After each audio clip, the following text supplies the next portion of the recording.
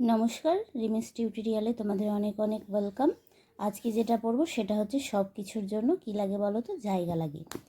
চলো তাহলে টপিকটা শুরু করে ফেলি। অরুণ, আফতাব, রাজেশ, সিধু আর রুকসানা সকলেরই ইচ্ছে ক্লাসে প্রথম বেঞ্চে বসবে। তাই নিয়ে সমস্যা শুরু। যদিও বা বসার জায়গা হলো, বই খাতা ব্যাগ রাখার আর জায়গা হচ্ছে না। এমন সময় দিদিমণি এসে বললেন, তোমাদের অসুবিধেটা কি শুনি? অরুণ বলল, দিদি, আমাদের বই খাতা রাখতে পাচ্ছি না। রুকসানা বলল, তুমি পেছনের বেঞ্চিতে চলে যাও, কাল এখানে বসবে। দিদিমণির দিকে তাকিয়ে অরুণ পরের বেঞ্চিতে গিয়ে বসল। ক্লাস শান্ত হলে দিদিমণি বললেন, তোমরা জায়গার কথা বলছিলে না? আচ্ছা, তোমাদের একজনের স্কুল ব্যাগে যা যা জিনিস আছে বার করো। এই টেবিলটাতে পাশাপাশি রাখো সেসব। দিদিমণি বললেন, টেবিলের উপর বা আমাদের চারপাশে যা যা জিনিস আমরা দেখতে পাচ্ছি সেইগুলো হচ্ছে বস্তু। অর্থাৎ বস্তু কাকে বলে যদি বলা হয় তাহলে কি বলবো? আমাদের চারপাশে আমরা যেসব জিনিস দেখতে পাই তাদেরকে বলে বস্তু। বস্তু যা দিয়ে তৈরি হয় তাকে বলা হয় পদার্থ। অর্থাৎ এই যে পেন্সিলটা আমার হাতে দেখছো, এটা কি কি দিয়ে তৈরি বলো তো? কাঠ আর গ্রাফাইট দিয়ে তৈরি, তাই তো?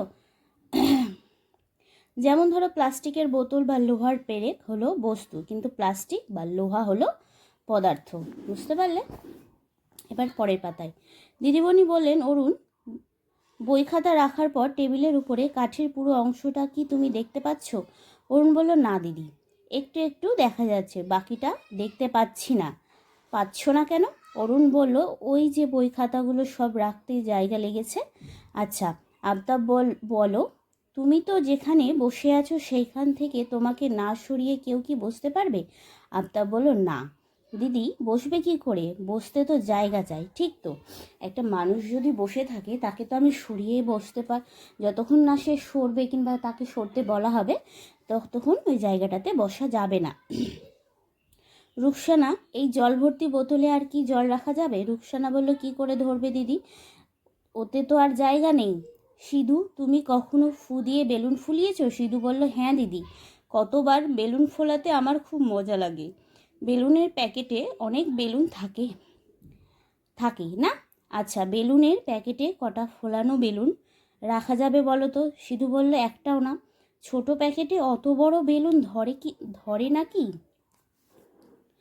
তাহলে তোমরা জিনিস বুঝতে পারলে, বই খাতা রাখতে জায়গা লাগে, জল রাখতে জায়গা লাগে, এমনকি ফোলানো বেলুনের জন্য কিছুটা জায়গা লাগে। অর্থাৎ প্রত্যেকটা পদার্থ, প্রত্যেকটা জিনিস তার নিজের নিজের জায়গা দখল করে থাকে।